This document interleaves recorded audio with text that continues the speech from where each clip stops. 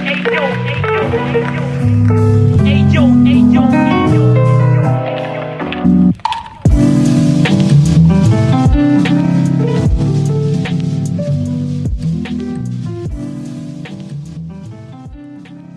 project is a no-profit foundation about visual art and photography.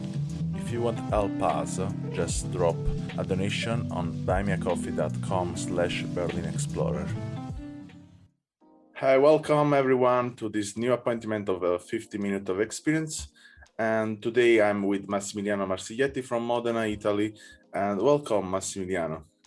Thank you, Emiliano, and welcome to you too. So today I would love to discover your picture because I'm really interested in this last series of picture you are publishing about instant picture, but especially these black and white are so particular, nice and clear. And I think they hide also something really interesting about your vision of the world. Can you explain a bit us about yourself and about the process of your photographic vision? Of course. Well, I'm a bit of of an old fart because I'm from the 70s and from the start of the 70s, and my travel and my adventure in photography started when I was young, when I was in secondary school, when every school had a darkroom, and the local photographers came to gift us with their knowledge and to help us understand the chemical processes and everything about photography, composition and tips, flash and artificial lights and everything in between. At the time, of course, I didn't have much of a disposable income, so I could only work with whatever the school provided me and with what my parents had in the house at the time. Growing up, I always kept photography as a side project of mine because life brought me to other shores, and I work in the information technology field, and but photography has always helped me, even when the life wasn't so good to me, to be a reference point. And for that reason, I kept photographing, even if only for myself and for a few people with me. My passion for instant photography comes from the fact that I'm very much into digital photography as anybody else, for about mobile phones and digital cameras. Also help some professional photographer when they ask me, pro bono of course, because I always like to do whatever I think it's best for the project. So I trade some freedom for for the money, which I don't get, but that makes me happier because my main job already gives me whatever I need. The digital photography is something that I like very much, but it gets in the way sometimes, the process, because whenever you do something with digital photography, or sometimes even in the darkroom with the film photography, whatever you saw in the camera gets diluted by whatever you do in the darkroom or with the Photoshop, even if it's a matter of improving. So I prefer much nowadays for my personal projects to shoot instant photography, so that whatever I see is what gets recorded. Of course, photography is always an illusion because you get just a bit of a frame of everything is right in front of you. But looking at what I am looking at what I am seeing, and then understanding what I saw by looking at the picture. It's a no compromise process, and I like to keep it as straight as possible. for that reason, I had to build a bit of a monster of a camera because I came in I got to know a guy who could modify a Mamiya Universal, which is a manual camera. It has no battery. It has no aid. You have to have your own light meter. And with that camera, I shoot my Instax not perfect, but I try to be as faithful as possible to my vision with whatever the medium allows me. And therefore, I usually try to shoot a picture as opposed to the low fidelity, which you can see normally with the instant photography, which is all the rage now. Because that lets me look at the world as it is, as close as possible. Perhaps in the future, I will explore some effects, some lo-fi stuff. But right now, I'm more interested in looking at the world as I see it. It's interesting because, for example, I got serious problems with my eyes. I got a transplant. I got several surgeries, and I was not sure what was if I was looking at the world the same way I was looking at it beforehand. So I wanted something very faithful, and to see what I missed and what I was actually looking at. Also, this when I got some issues in my life, as everybody, like divorce, stuff like that. But the photography helped me understand how I was looking, for example, at my kids or at other people, to see how my glaze changed before because of this of these issues in my life. I cannot call them perhaps issues or improvement, just changes.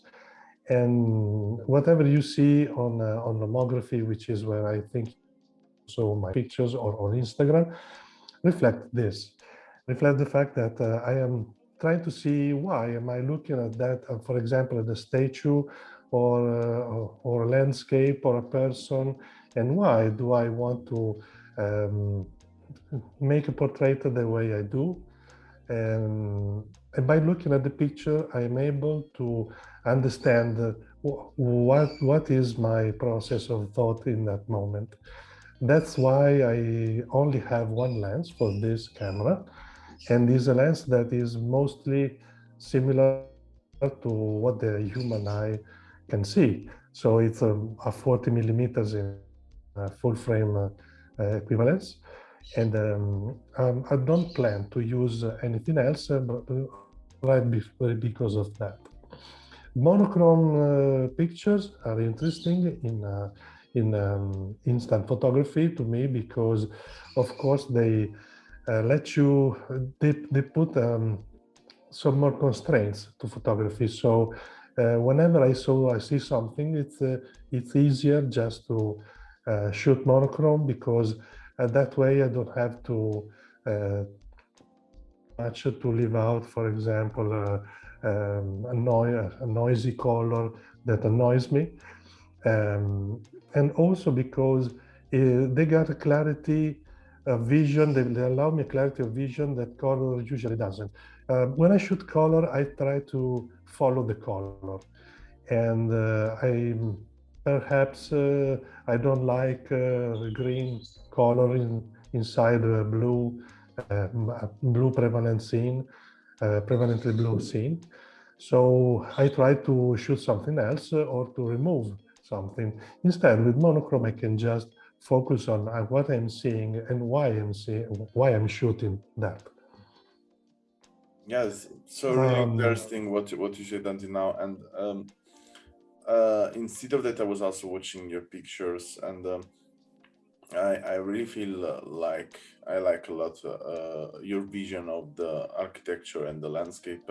And more than landscape, I will say you can really take position in the vision of the nature. I really like that because it's not a quite common vision of the nature. So I like how do you take the perspective and you mix the elements, or in some case you just cut off everything and you focus on the shadows.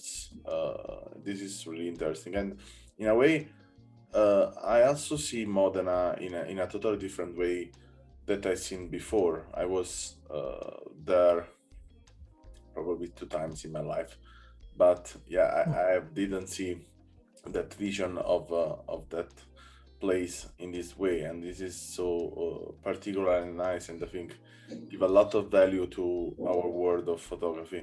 And I'm curious to know that yeah, you told me yeah you was living in also in other countries, and when you was living in other countries, your inspiration in photography was empowered in a way, or you feel more yourself there in your city? Well, I try to stay faithful to to my concept of trying to photograph what I am seeing to see what I am photographing. Therefore, I just go with the flow. And I've been in the USA, been to UK, France, several places, and I'm always curious about what I am looking at, because it's something that I'm never aware of. And so you could say that yes, in a way, when I'm in a place that is very different from my home, that perhaps catches my attention. And after the few first pictures, I understand that I'm acting as a tourist. So the first pictures let me know that I must change my glaze, my eye. And I need to focus on something else, not just, okay, I'm here for the first time. And that usually also improves my life, because you know that you're just acting superficially, and being happy of whatever is thrown at your eye. So this lets me go deeper, and in places that I would not be if I didn't look at those first pictures. For example, in the USA, a few pictures of a rodeo, and all I was seeing was horses and people. Then I understood that I wasn't really looking at the right stuff. So I went and photographed the people who work there. Usually there are people who accidents with the animals and then remain handicapped, or perhaps their career didn't go as it should. So I got to go to spend some time with them, photographing them, and it was the best time I had there. Looking at the show was cool, but you don't get something that stays with you the whole life. Viewing and talking with those people instead did. So I'm happy that everywhere I go, I try to this vision. Perhaps I understand you. What is the picture that struck you? Perhaps it was the one of the kids kindergarten, the kid wooden horse that you were talking about, or perhaps the ruins in that castle. But in both the what was driving me in hindsight was my thinking always about my situation.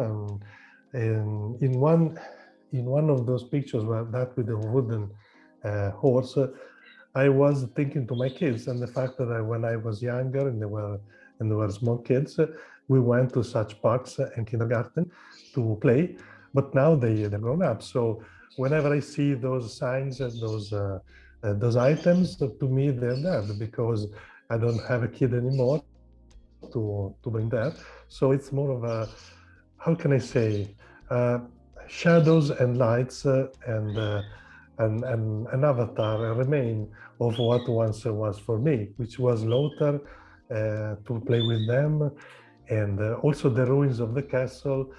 uh, I decided to shoot the ruins, but then there's a line that brings you to a tower of that very same castle, which is still instead staying strong, and then the landscape in front of that. And that to me seems like what I feel. I mean, closer to my heart. I'm a bit of of a minefield and rubbles everywhere. But then what people see is a solid, a rock solid tower and a beautiful landscape. And that reminds me, that was cool to see. Wow, it's a landscape, but in reality, it's a portrait of myself, which I'm in all the pictures, but never explicitly. And And there's one picture that I did. I wanted to Please, ask you a last question before to stop our recording podcast. sure. That you said something really interesting I didn't know before. You said in every school there was a dark room, and I didn't know that before. Yeah, as you can understand, I'm from 90, and yeah, I grew up in Naples, and I never saw any dark room in school. And this is really interesting what you said, because this come to my mind this question to ask you: what do you think? Actually, photography is something every one of us can have in our hand via our smartphone. And do you think there is something probably will be good to have again some darkroom or some courses they are insert inside of our education about photography in the school?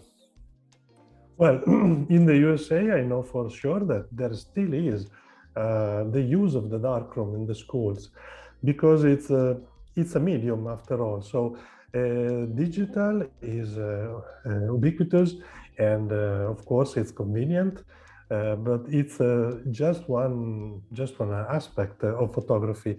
And I think yes, that it could be beneficial also for every country to have darkrooms readily available.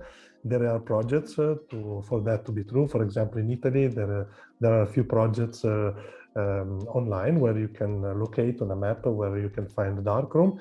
It's actually very easy to develop your own photographs, and it's yes, it's a process that is equivalent to digital photography in one way, because you manipulate whatever you shot, and then you create a print.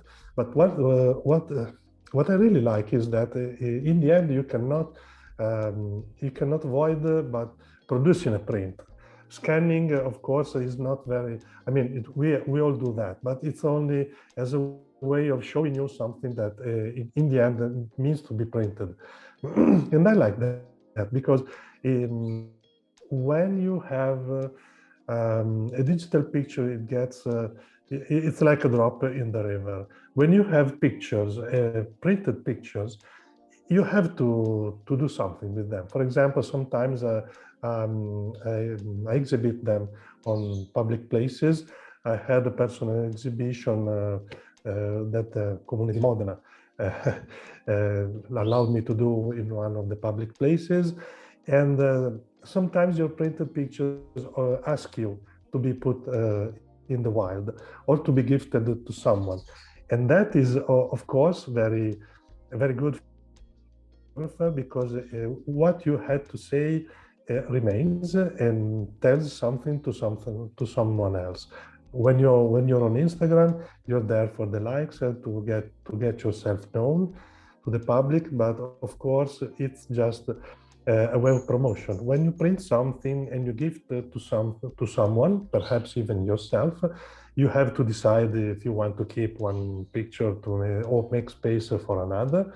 And it's an interesting process because it makes you grow as a person, and is more personal as of a gift to give someone or to exchange with other photographers to how can I say, then just look at what I did. This is something I shot and I printed for you. I totally agree with you. I mean, when you print something down, I was used to print postcard of my pictures during my traveling, and that was every person I was meeting in the bus, in the train, in the street. Yeah, you know, there are these moments that you meet these people.